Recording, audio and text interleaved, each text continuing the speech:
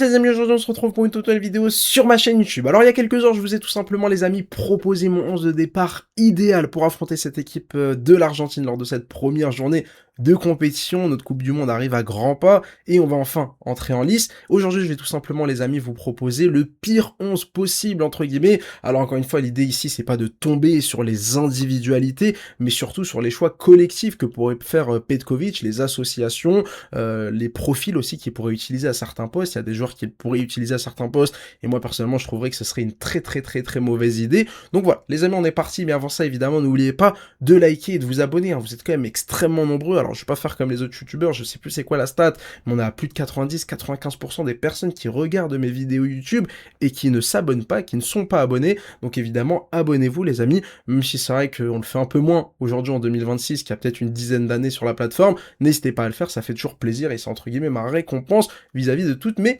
vidéos. Les amis, on est parti du coup sans plus attendre pour que je puisse vous montrer mon pire 11 de départ entre guillemets pour Petkovic. Encore une fois, je le répète, l'idée c'est pas de tomber sur les joueurs, de critiquer pour critiquer, mais juste je vous donne en fait mon avis sur les choix que Petkovic ne devrait surtout pas faire. Une nouvelle fois, c'est mes choix à moi, donc forcément peut-être que je me trompe et je me trompe sûrement. Vous aussi en commentaire, n'hésitez pas à me proposer le pire 11 selon vous de Vladimir Petkovic. Alors Zidane au cas, il n'y a pas vraiment de discussion, je voulais pas pousser trop loin en mettant un autre gardien, il sera quoi qu'il arrive au gardien de but, donc je vais très rapidement passer. Mandy, Tougaï, Abad arrière droit, Aït-Nouri à gauche, Bentaleb, Zerouki, Boudaoui au milieu de terrain, un trio, Mahrez, Gouiri, Amoura. Alors j'aurais peut-être pu pousser le bouchon un peu plus loin en mettant notamment Oussem Aouar à la place de Boudaoui ou Oussem Aouar à la place de Zerouki, mais voilà, vous voyez un peu le délire. Alors je vais évidemment critiquer entre guillemets ligne par ligne cette composition d'équipe et pourquoi est-ce que celle-ci serait tout simplement une très mauvaise idée selon moi. Déjà on commence par la charnière centrale. Alors Aïssa Mandi est quand même plus ou moins irréprochable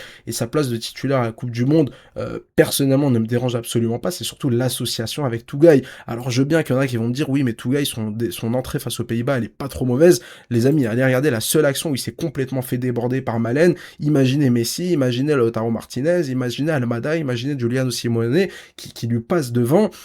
Ça peut faire un carnage, ça peut faire un carnage. Pour moi, Tougaï a une certaine lenteur. Alors oui, c'est un bon défenseur, dur sur l'homme, qui, dans l'aspect, on va dire, je défends bien en avançant, etc., il n'y a pas vraiment de souci pour lui, c'est vrai, mais en Coupe du Monde, déjà que sa place dans les 26, pour moi, elle est quand même assez, bon, on va pas y revenir et c'est pas le moment, mais voilà, pour moi, vraiment, ce serait une très mauvaise combinaison de défenseurs centraux au poste de latéral droit, les amis, on a Abada.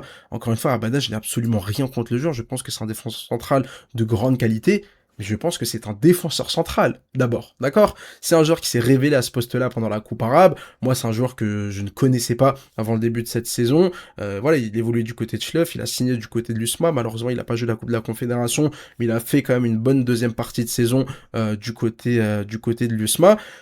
Et il a été appelé pour la première fois lors de la trêve internationale du mois de mars. Il avait joué arrière droit face au Guatemala, il avait marqué d'ailleurs un super but. Titulaire aussi à ce poste-là face aux Pays-Bas. Alors c'est vrai que défensivement, il est intéressant, mais malheureusement, avoir Abada à ce poste de latéral droit dans un match où tu vas souffrir défensivement, où tu vas avoir besoin de te projeter offensivement, clairement c'est pas possible, c'est absolument pas possible. À la limite, fais-moi jouer Chergui qui peut peut-être un peu plus apporter offensivement, mais surtout Belrali qui est tout simplement pour moi une bien meilleure solution à ce poste de latéral droit, même si défensivement et voilà il est un peu plus frêle, etc. Mais voilà, moi vraiment Abada ce poste derrière droit je suis absolument contre. Avec Nouri les amis, j'ai décidé de vous faire une compo réaliste et de pas pousser le bouchon trop loin, donc lui il n'y a pas vraiment besoin d'en parler.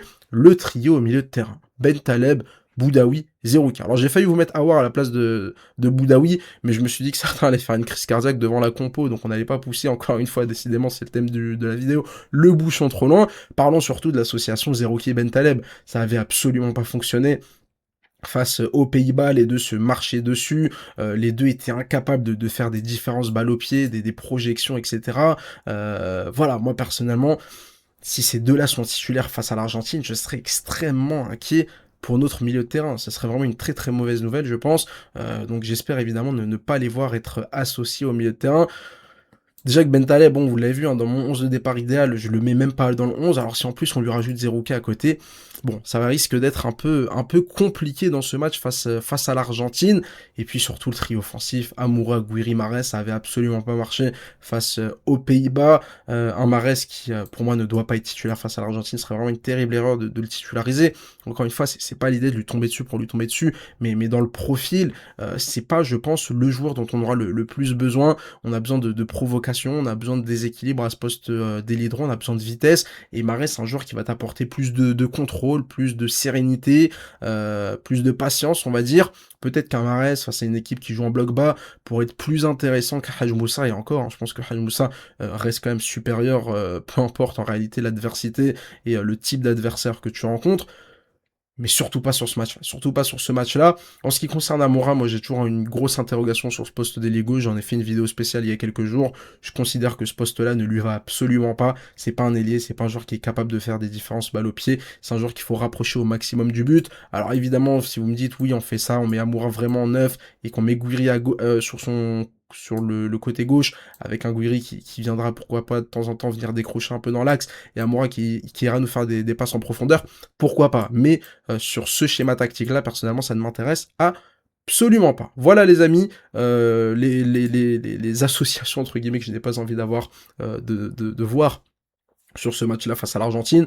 Je sais pas si on peut faire pire, d'ailleurs dites-moi en commentaire c'est quoi pour vous le pire 11 possible avec les joueurs qu'on a. Le plus important c'est que je vous ai déjà proposé mon meilleur 11 possible, et encore une fois, il y a de la qualité dans l'effectif, il y a de la complémentarité, il y a des profils intéressants, il y a du travail, il y a du bon travail pardon, à faire, il y a largement de quoi faire surtout, donc j'espère évidemment que Vladimir Petkovic fera les bons choix pour ce match face à l'Argentine. Si vous voulez voir mon prono, allez regarder la vidéo précédente. Merci à tous les amis d'avoir regardé cette vidéo, n'oubliez pas évidemment le petit like et l'abonnement pour ne pas louper les prochaines. On se retrouve très rapidement pour une prochaine vidéo. Allez, ciao ciao les amis.